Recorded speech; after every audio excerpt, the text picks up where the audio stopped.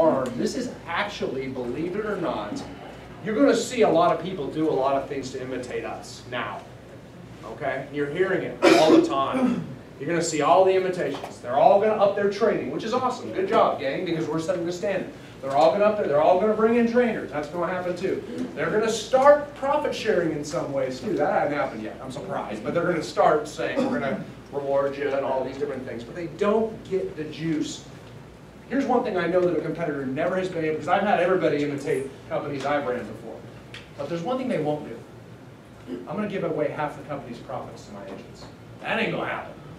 There's typically not enough there to do that. That makes sense? That one ain't going to happen. And that's the juice that kind of ties it all together. And you're going to see why by the end of this. So what I'm going to do is I'm going to actually explain to you today how the profit sharing system works and how I want you to get involved. If you want, you don't have to. You're not going to see me harp on this a lot. Because I do this at risk. I do this at risk. I don't bring it up. We're here to sell real estate, number one. Everybody got that? But I've had enough of you ask me about this lately because you're seeing profit share happen that I feel like, okay, let's get it out there and let's do it. Let's talk about it. I think we're mature enough to do it. Then we go back to selling real estate. Does that make sense? Because I want to make no bones about that. That's what we do in this company. We do it better than anybody else. We do it with a balanced lifestyle better than anybody else, and we put an endless sky of achievement where we don't have to ever stop better than everybody else. Profit sharing is a nice bonus to help ensure that we have a great place to work and that we get some passive income from it, and that's it. Everybody got that? Because I'm big on that. But I do love profit sharing. I love it more than anybody because I love what it does for the company. So let me explain to you. Okay, every ALC meeting, just like the one we have next week, we actually show a multi-year trends report. Okay, so remember the last ALC meeting, we pull it up, and this is it. And Jamie actually pulled the two charts I wanted from you. This basically shows, can we see that? I certainly could not unless I had my glasses. But basically it shows every single month since 2011, 12, 13, 14. And in January and February, we had never been profitable until this year, right? And we announced that last month, everybody's happy. And you can see that we profit share the owner profits of the company, which is a small passive ownership group. And when I say passive, in Keller Williams, they are not the broker, owner, manager. They are passive with regards to their ownership. Okay, they let me run the company. That's challenging sometimes. They let me run the company with our board of directors, who's our agent leadership council, who is the representative of the agents in the office. Sound familiar? Should sound like every major corporation in the company, should sound like the federal government, to be perfectly honest with you, if it were to work properly. That makes sense? Okay? So we can see for the first time ever, we had profit share in those 2 months too. Okay? Anybody notice they got some? Hands? Come on. Yeah, quite a few of you. So some got them and some didn't. Kind of feel bummed that you didn't get it? Are you wondering why some got it and some didn't? Because we're going to talk about how that happens and how some get more than others. Because believe it or not, most of you do not know that. And the reason I don't go into the detail is it takes a long time to explain it. So today I'm going to go into the detail. Does that make sense? Because now we're getting profitable and getting enough questions. Okay, so every month this is going to start happening. And guys, it just started. Oh, I guess Jamie put up here. So far we've actually shared 26,000. Or sorry, the owner's got 26,000. We've shared out 18,000. That's not 50-50. Am I a liar? Possibly. I also round. I'm going to explain to you why. But I'm going to explain to you why that happened too. So you'll know that. Because this formula is complex. And the reason it's complex is because it's been developed over years. Does anybody know? Okay, so a long time ago, anybody know the story? The Gary Keller story, why he started this? A company came to town in Austin, Texas, and took like, I don't know, half of his agents away, and he got sad.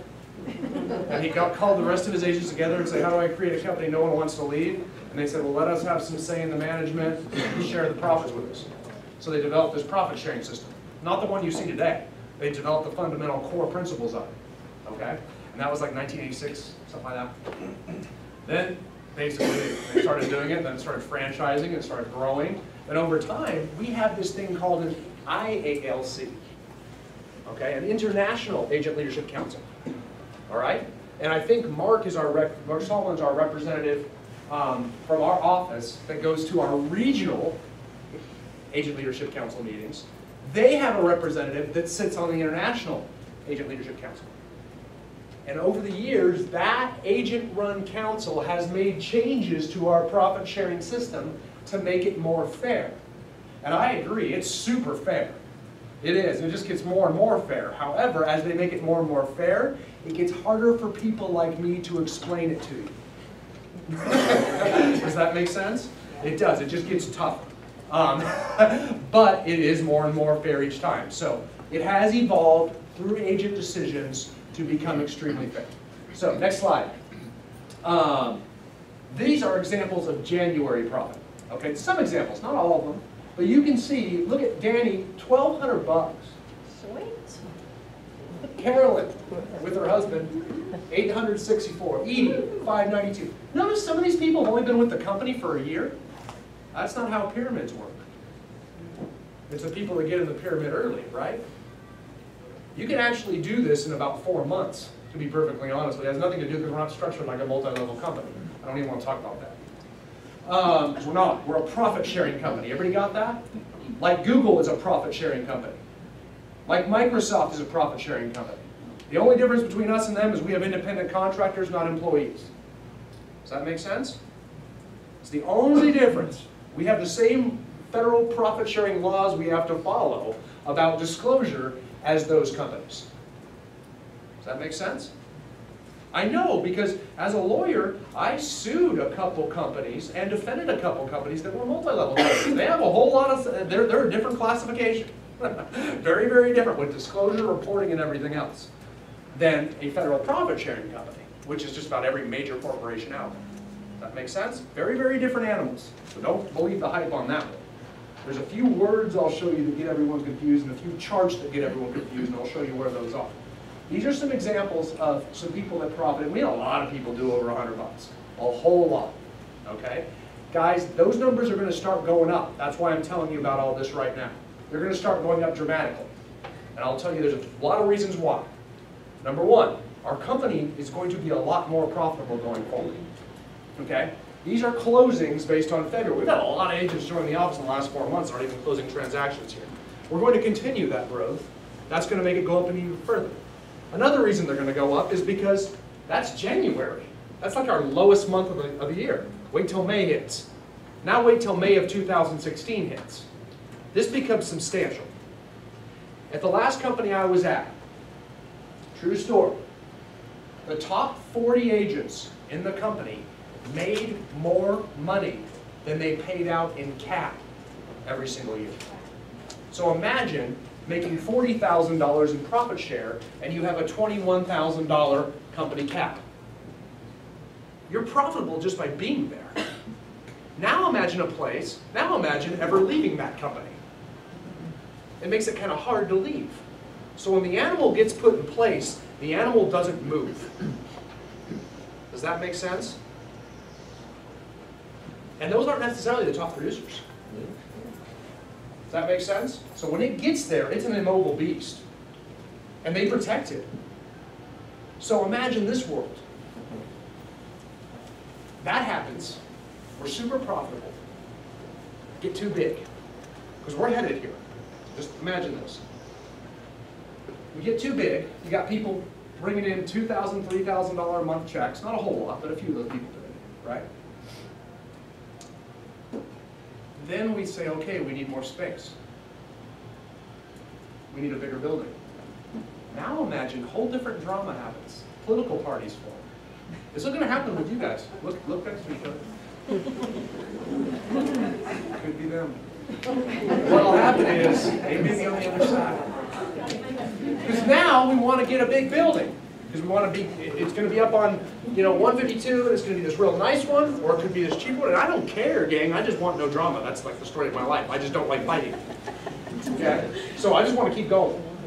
So I'm not the owner. I'm just like you guys. My job is just to keep the peace, right? So I want peace. So what will happen, in all likelihood, is for the first time in the history in the Northland, some of the agents don't want a better building because they want to preserve the profit share. So maybe we want this cheaper one over here. Or maybe we do this one to this one, or we do that to that one. And there's going to be lots of options. So you actually see agents acting like owners in the company, responsibly, not just always needing. Does that make sense? But the ones that don't get profit share are like, we need this and we need that, and we need that, and we need that. It changes everything. And guess what? You guys get to work it out. I just sit up here and say, oh, well, I see some good points with this argument, that argument. I just facilitate the discussion. My job gets really easy, hopefully. That's how an ALC decides what to do with the profits. Does that make sense? Because every value add costs money. Guess what? It actually costs you some money now, too. That was the magic what Gary Keller did. He said, you know what? I'm going to give them half the profits, but they get half the problems, too. So we will decide as a group. We will have ALC meetings in here. We will have, and they're wide open, we'll town hall them, and we'll make big decisions. We may have to take some time to discuss them. But you are going to see, we're going to act like adults. And we're going to make those decisions as a group. How much money do we want to make out of it? How much luxury do we want? That's up to you guys. That's not up to me. That makes sense. I just want to resolve so I can move on, because you know how I hate wasting time with that kind of stuff. That's all. So I'm going to try to help that happen. And that's going to happen over the course of the next 1, 2, 3, who knows when this happens. But we'll see, because when we have a decision, and we got to spend a lot of money on something that you guys want, I'm going to say, here's how it will likely impact profit share, because I will put the financials up here, and I will say, this is what happens when we do that, right? And this is how much less you're going to make. Or we could do this, you might make this much, or you might think this much. Option A, B, and C, you guys pick. Make sense? Isn't that kind of weird? But that's where we're headed. In fact, we're kind of almost there. See what I'm saying? So it's kind of some weird decisions. So now everything gets important and the whole voice matters. So those ALC members that are on the ALC, if I didn't tell you this before, thanks for joining. This is going to be fun. But this is when it really matters, okay? Because that's when we need those decisions. That's when we need your help. That's when we need to know what people want. And we need to make sure we educate out of this too, okay? So these are just some examples of what happened. These can go up a lot, and these will change month to month. Just because Danny happened to get lucky and hit it this month, it ain't going to be like that every month. But I got to explain to you what makes it vary from month to month. Okay? Because there's a lot of factors that go into this where someone randomly out of nowhere can just get a lot in a month, and I'll explain to you how that works. Okay, next slide. Okay, next slide. Okay, so basically, this is a lot of the KW, like profit sharing stuff here.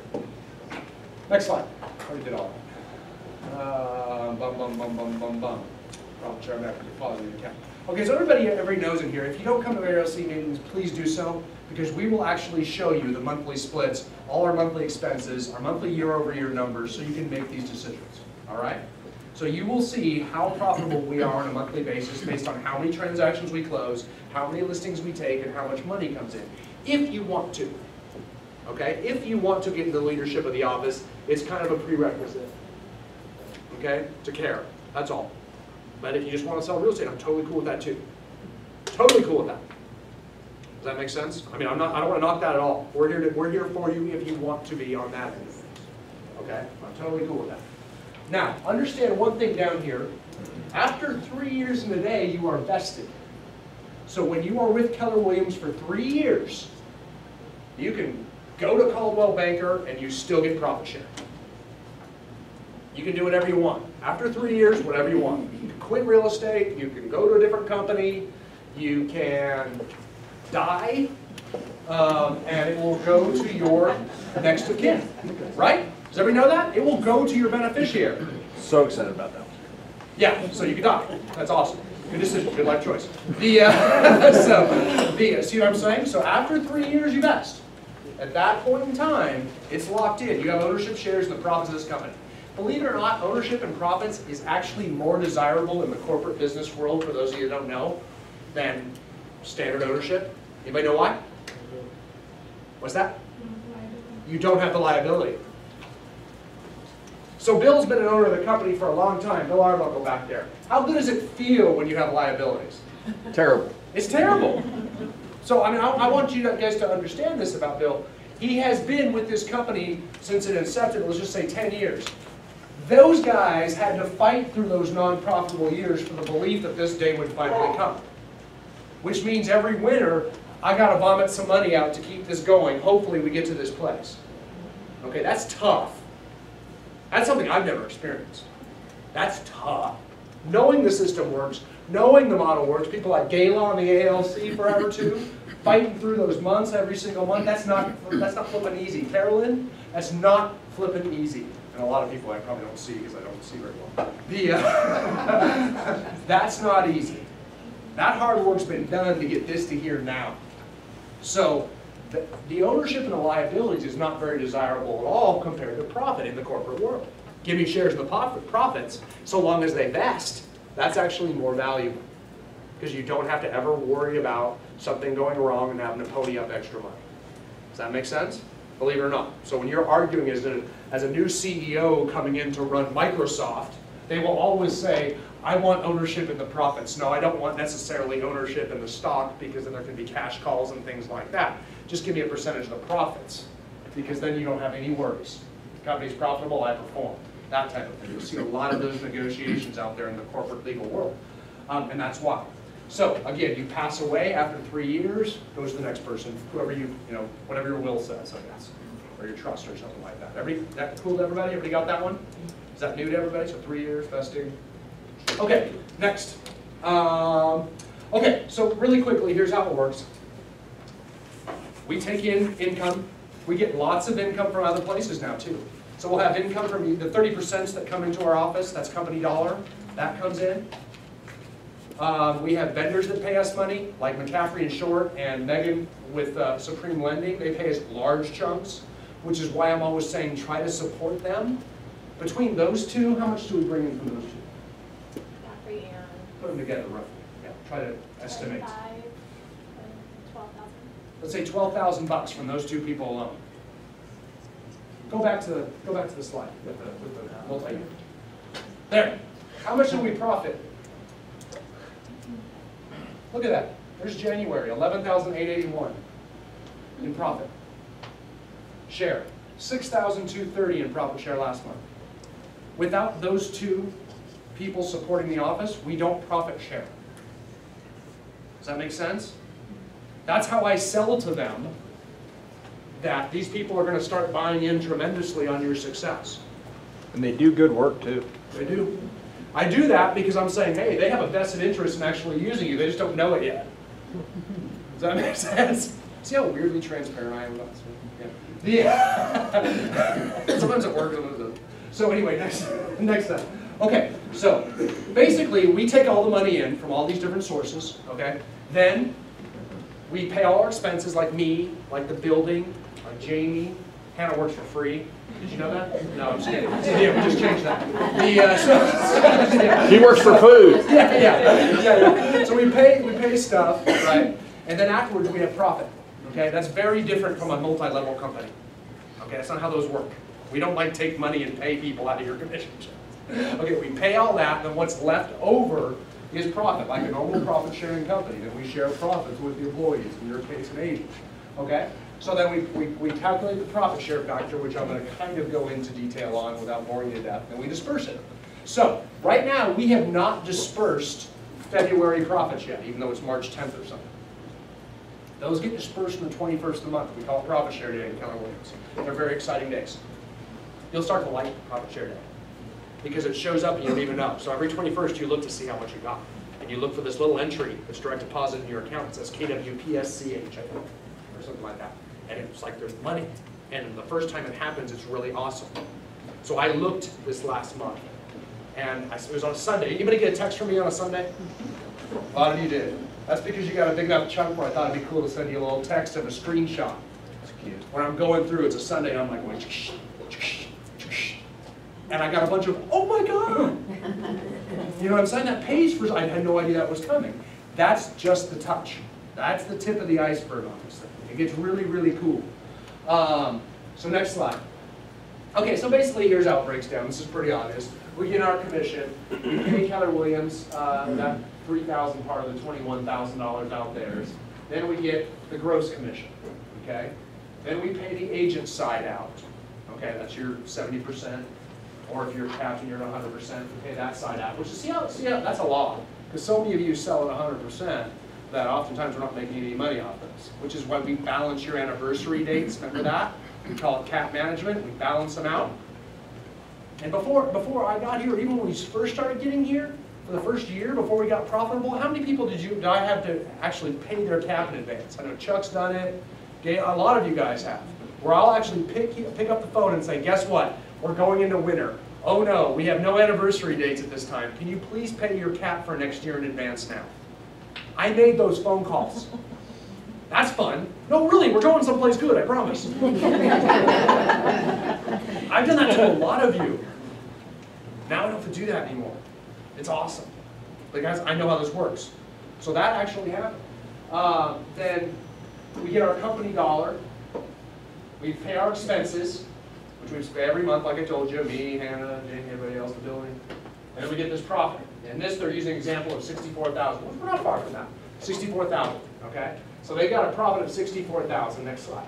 Then, basically, now this is where it starts to get screwy. This is what I want to start explaining to you. It's not a technical 50-50 split. It gets closer to that the more profitable we are. But the way that they've always done this is the first $2,990 of profit. So let's say we just make $2,990 in a month. That actually, 25% goes to profit share and 75% go back to the owners because they assume the owners have lost so much freaking money getting here, you know, that they got to start paying them back earlier because they have the liabilities. Then the next, all the way up to the next 80,250. So from 2,990 to 8,250, it goes 3565. Does that make sense? Then after 8,250, any profit left over when you add those two numbers above 11,240 is 50-50. Okay? So I'll usually use a number like 5248 or 5149 because once we start getting way into profitability, it gets much closer to 50-50. Does that make sense to everybody? Any questions about that? Okay? So that's real important. Everybody get that on my staff? I'm explaining to my staff for the first time to a lot of people too. Does that make sense? So as it goes, I just kind of made everybody come here. So as we get bigger, the more profit, the closer it gets to that 50-50. But when I explain to you guys, I'll either say 48, 52, or 51, 49, depending what kind of month we got going. Does that make sense? Okay? So there's me doing my usual rounding. Okay, next. Okay, now, so in this example, they say 5248 goes to the associates. Okay? And they just break it down how much that is. The owners took the risk, they get a little bit more. The associates go who help the company grow, all the way down. Okay, now this is where people freak out and think multi-level because they see levels and they actually see a downline. Okay? I don't like to use the word downline just because people go crazy when they hear it. If you want to, that's fine. I don't. Okay? Keller Williams uses the word profit share tree. Tree branches. So it's a little campy at this point, admittedly. However, this is where a lot of the confusion comes with how much money you get each month. Okay? There's two things that'll confuse you. Three things, three factors. Number one, how much profit did we have that month? If we had an exorbitant month, like typically in April or May, your profit share is going to go up. Okay? Because that's just we had a lot of profit to divvy up. That's the first factor that decides it. The second factor that decides it, let's just use this as a second factor. What they have done, and this is what the International Agent Leadership Council did, okay? Over the years, they decided that, okay, we're just giving out even profit to anybody that you influence to join our company, right? So that's how we divvy it out. We're not trying to divvy out profits based upon production. We divvy out profits based upon a positive influence. The whole idea behind that is to try to reward a good all-around agent. So if you join this company, there's probably someone here that influenced you to do it. You knew somebody here. And if you did know somebody here, there's lots of different reasons that you might have joined the company, and you respect their decision. The fact that you respected their decision makes us look good, because they're a person whose decision you respect. They could be a good trainer, a good mentor, they could be successful, they could be active in the community, they could be active in the Association of Realtors. All those things are good, positive things that equal influence. When you have that type of all-around influence, it makes our company look good. And it causes people to join the company. And what the ILC deemed is, well, we should reward that. That's not necessarily production, although sometimes it is. But it could be a lot of other things. So we should reward it. How do we reward it? Well, we would assume that if you bring somebody into the company, if I influence Max to join our company, and Max joins, in theory, Max is going to sell real estate and bring in profit. If he brings in profit, I should be rewarded as an owner of the company with an increased amount of profit share. Make sense? And that's how that works. Now, everybody got that one? We are going to answer questions, so save them up. Now, what if Max is so awesome that he, you like this? That he not only sells a lot to bring in money himself, he's so awesome that he's influential himself. So we bring on what we call, you hear the word mega agent, and you'll hear the word icon agent. Mega agent is someone who sells a significant amount of real estate, a lot. There's debates as to how much that is, 12 million a year, 15 million, and someone there. An icon agent has massive influence, okay? So they actually know a lot of people, and people really respect them, okay? So if Max comes over, and then a whole bunch of people go, whoa, Max went to Keller Williams. I want to go to Keller Williams. It's got to be awesome, because I do whatever Max does. So then like 10 people come over. Now think of all the profit that will be generated for the rest of you. So should Max be entitled to a higher amount of the profit share because of that massive iconic status as well, too? The ILC said, yes, they should. So what we've done is we've said, okay, so if Max comes over, but I'm the reason Max came over because I'm so awesome. So Max comes over, that gives me a big, so of the profit share that I received, of my $446 that I received last month, a big chunk of it's going to come from the people that I just directly influence. However, I do get small chunks of that will come from people that were influenced as a result of the person I influenced. Okay, so what you'll hear people say is this is your first level, your second level, your third level. Oh my God, we're talking multi-level company again. It's not. This is on the profits. It's how we divvy up the profit shares. Does that make sense? Does that make sense? It's not like these people work for me and I get part of their 30%. All that. No. After the profits, it's how we divvy up those shares. Does that make sense? Everybody with me on that one? So that's why now it stops at 7. It doesn't go on forever. And you'll note though that it goes down and then it goes up again because man, you've impacted the company if you go down this far. So they actually start tailing it up. I'm not quite sure the logic on that, but it's always done. If that makes sense. So you'll see, you might get a random amount that's high in a certain month. You're like, I wonder why it's so high that month. Well, it could be that Max sold a bunch of real estate that month, so that percentage of the company dollar we took in were really high. And or it could be because a couple people that Max influenced to join also sold a lot that month. Right?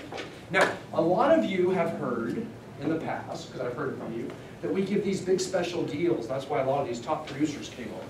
But a lot of you that have been here for a while actually know that's not true. We do what we call cap management. I manage that $21,000 cap.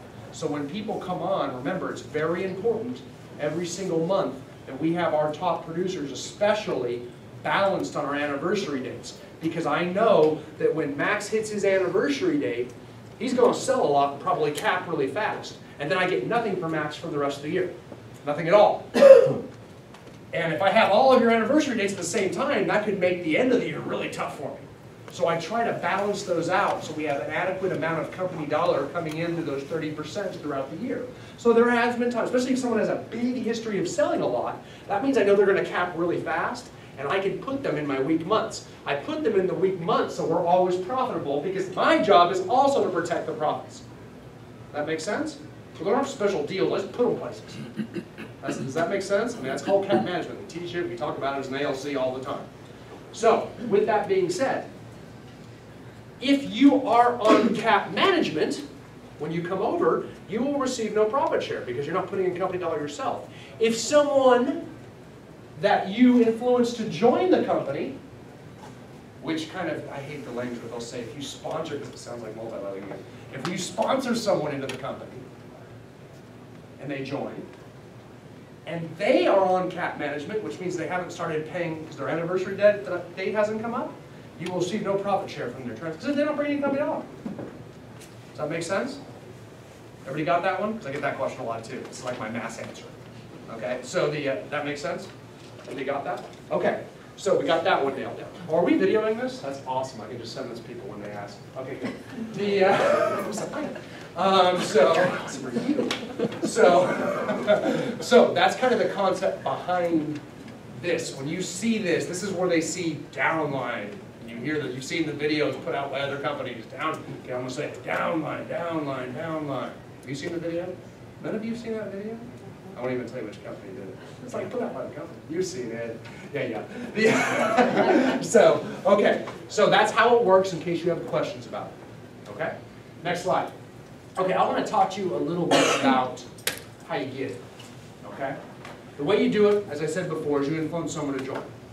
Now, a couple things about this. This is very touchy. How many people in this room selected me as the reason they came? Should not be a single hand. I didn't let you pick me. No, I do too. No, we didn't let you. I don't let anybody. That's a rule in my office. No one in this office picks me. So you didn't pick me. You picked somebody else. Oh. Or my staff violated one of my #1 rules. That is rare. That is rare. Most team leaders are allowed to take profit share. I absolutely refuse to do it. The reason I have to, not to be a martyr, I just don't want there to be any discrepancy because I know where the company is going. I want you to actually be comfortable giving me a recruit because I don't want you to do it. I don't want you to do it for 2 reasons. Number 1, I want you to sell real estate. I don't want you to waste any time on it. Number 2, you're going to suck at it. Okay? That's number 2. I'm trained to do that. Okay? I'm trained to do it. That's what I do. And I do it very differently than other companies do it. I do it the way Keller Williams wants you to do it. I only want a certain person agent here too. If someone sits down with me and says, well, I'm going to sign your company because it's commission split and that commission split and I want to lay out the cost, guess what? I'm turned off. Because we're here about selling more real estate, learning, growing, getting better, and making more net income. We are not about, it's the scarcity issue of just weighing 2 commission splits together. Yes? And I was just going to say, along that point, I mean, I think it's so important too. I think we all know this, but just to know that, you know, when you're talking to people and you want them to come here, it's because you want them to be here. Not because you want to make money off of them, but because it's an awesome place to work and you want to work with awesome people. And if they're not so awesome, maybe you don't want them to be here. You know, it's not trying to talk everybody into it, it's trying to talk the right people into doing it. It's not really good for know-it-alls. It's not good for people that just think they've got it all figured out and don't really want to improve. Now, those may be good people. Like my dad was one of them. He would just be awful in Keller Williams. I love my dad. He's a great guy. There's a lot of good things out there, but he doesn't really want to get a whole lot better, so that's maybe not the right fit for him. That's totally cool. We are not the right fit for everybody. That's fine. It doesn't mean we're better or anything like that. Just different strokes, different folks. That's fine. I agree with that. It gives you that choice to pick your coworkers. However, I will say this, had I not influenced Max to join, although it wasn't me, it was somebody else, I don't know what, then for example, then Zach wouldn't have been here. And if Zach wasn't here, he wouldn't have been up sharing all his scripts on how to overcome seller objections, why people are waiting and stuff. Does that make sense? Or none of you would have been able to share what you do with other people or help other people in the office. That whole concept of success through others is pretty big. And that's what makes us better. We have a much better product, and we add a lot more value now than we did a year ago. And we'll be a lot better with a lot more value a year from now as a result of it. The whole idea behind the company is one large company that moves together to share expenses where you guys run your own businesses underneath it. And we share those expenses, we share the value, and we share the tools to do better. That's the concept. So the bigger the tent, if done correctly, the more value you can add at lower cost. Now when this thing really gets awesome, and it gets really big, then the people that influence it, which can happen overnight. You can be the #1 profit sharing agent in this company in like 3 months. If you get the right people, you have the right influence. And I'll explain to you how to do that. Very, very quickly. It's not about being here first or anything like that. A lot of those people I showed you been here less than a year. Now, very, very easy to do that.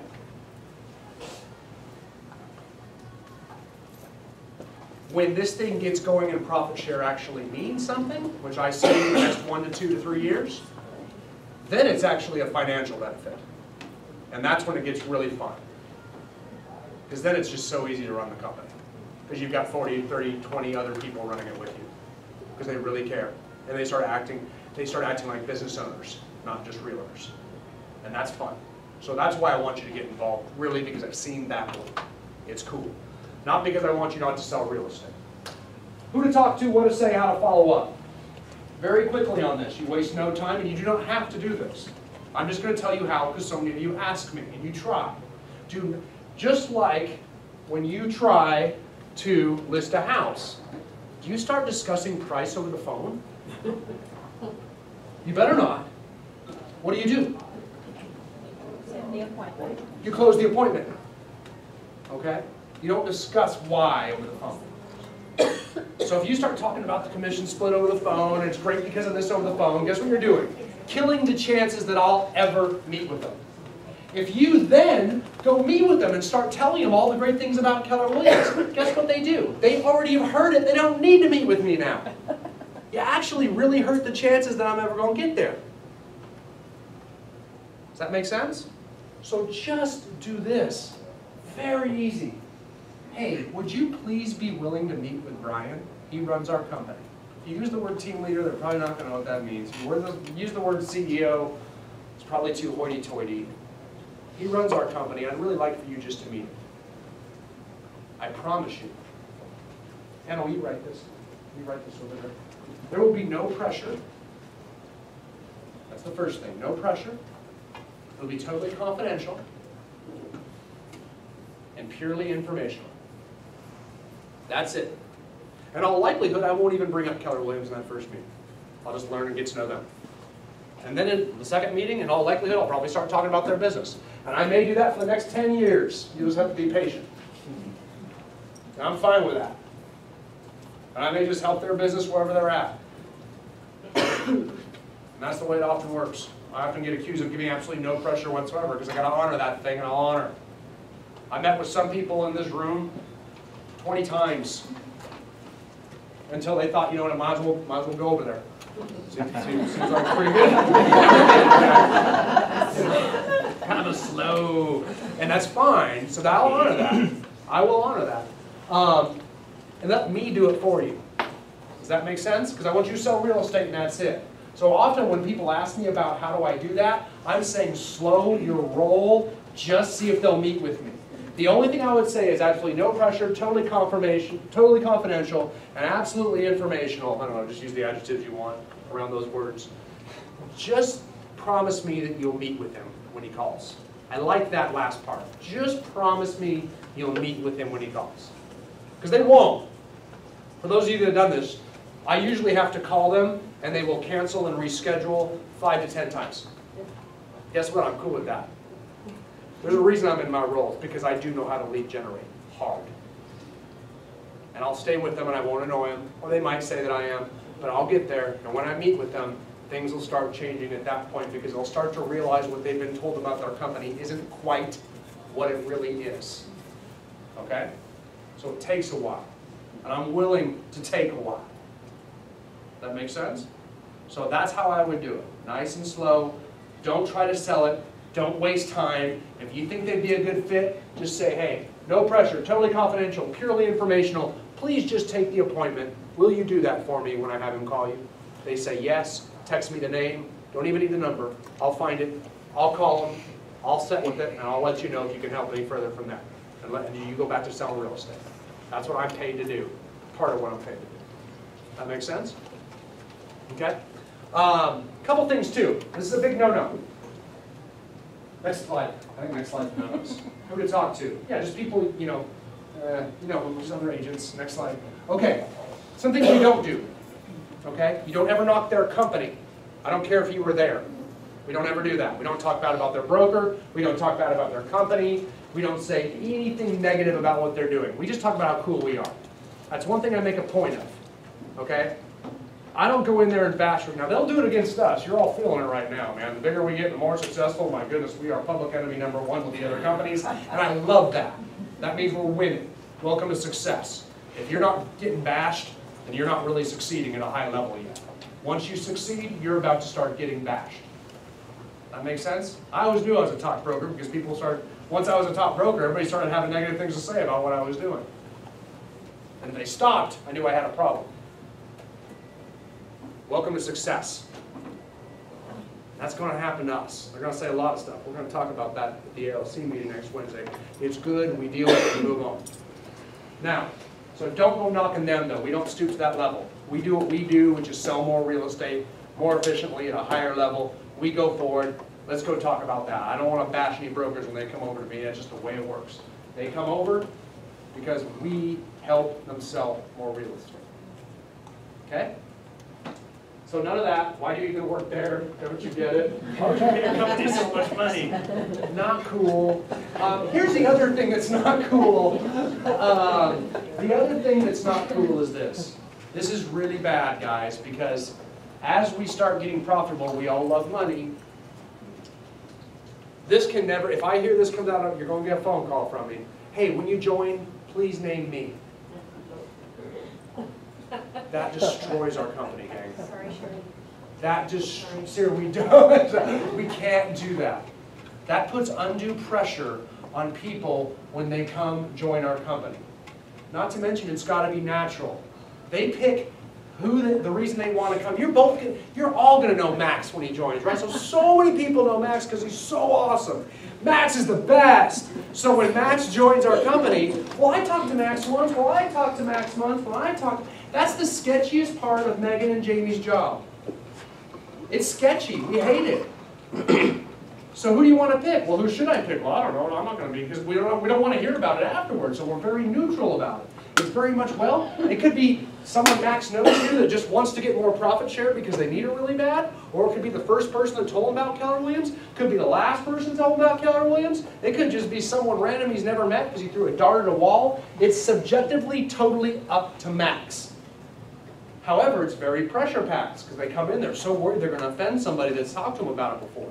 So it's very, very dicey. So we'll sit there and say, well, I don't know. What do you think, Max? And it's like the diciest part of an agent joining. Because we want nothing. That is the reason I don't let people pick me.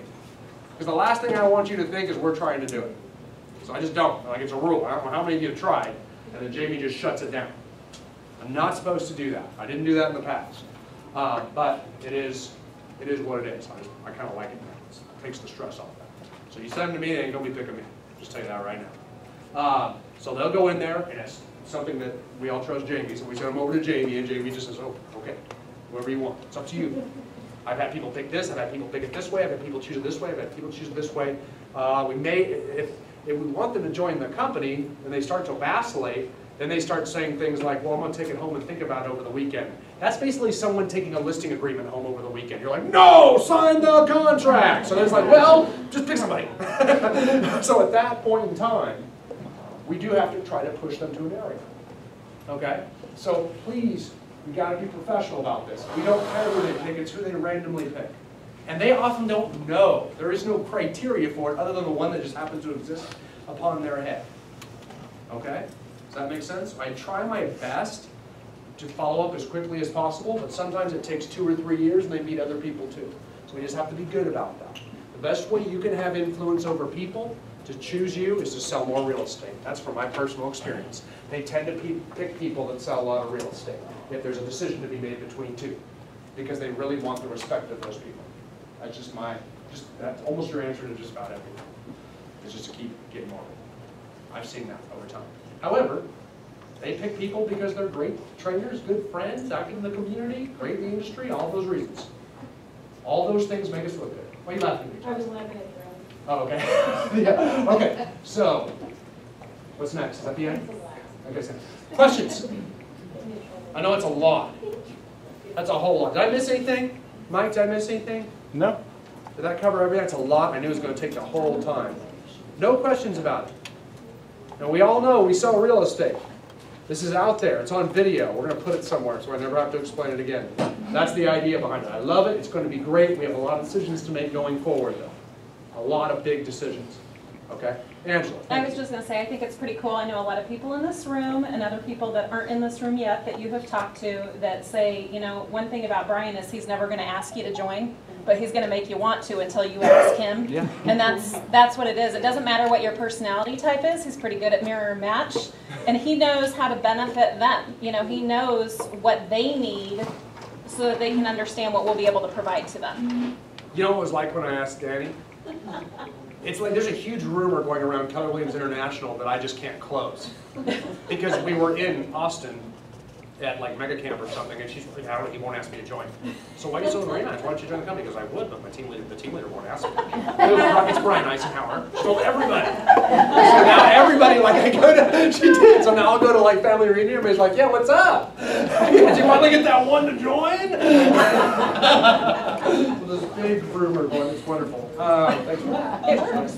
Yeah. She's here, it works. Yeah. So yeah, that's on video now. Lisa. I would just like to clarify, I didn't try to get under profit sharing. I came over here because Lois wouldn't shut up. We worked Yeah. together for 14 years. Yeah. And I thought, you know what, I'm gonna go talk to this guy, so I don't have to hear Lois anymore.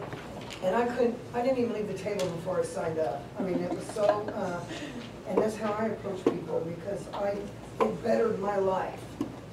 He and you guys bettered my life. Now that's a gift that we have, that people, I ask other agents, do you lead generate? What's that?